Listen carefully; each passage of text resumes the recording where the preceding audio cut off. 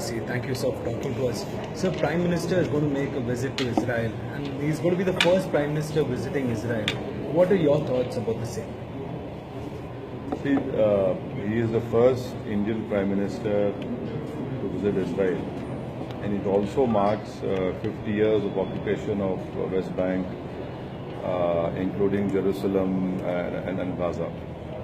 From last 7 decades, the cornerstone of our foreign policy has been support to the Palestinian cause. Now, what we are seeing here now in the 3-day visit of the Prime Minister, he is not going to meet the Palestinian authorities. He is not going to visit the occupied territories which have been occupied by Israel, which India has been consistently talking about it. So, thirdly, this government headed by Mr. Modi, earlier government had blacklisted an arms company for giving kickbacks. Now, this government has given them the contracts for arms. And we know for a fact that the Israeli weapons have not proved to be useful. For example, the border control sensors, totally ineffective. Despite that, we see infiltration happening from Pakistani side. The Israeli drones have failed in India. So, 7 decades of our foreign policy has been to support the Palestinian cause.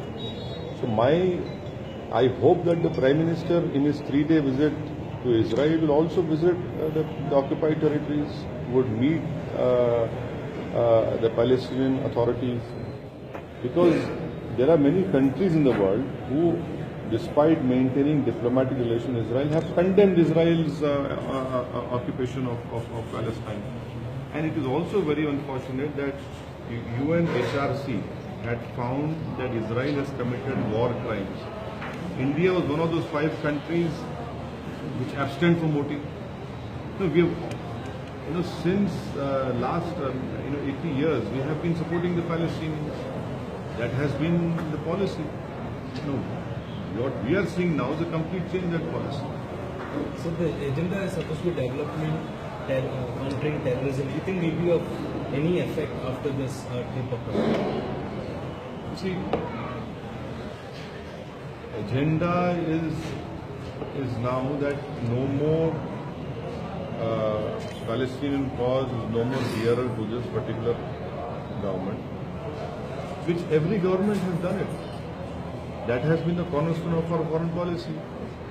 And I'm still saying that these Israeli armaments have been ineffective. The border sensors have been ineffective in stopping infiltration. The Israeli drones have failed. And why has this government given contracts to a firm which was blacklisted by the earlier government? So it is very unfortunate that the Prime Minister, we have bilateral trade is around about $5 billion, which excludes arms exports. But why isn't the Prime Minister meeting the Palestinian authorities? Why isn't this government condemning the occupation of West Bank, Gaza? Why has this government abstained from UNHRC voting, which found Israel committing war crimes? So, this is the present policy of this government. So my next question is about Syed's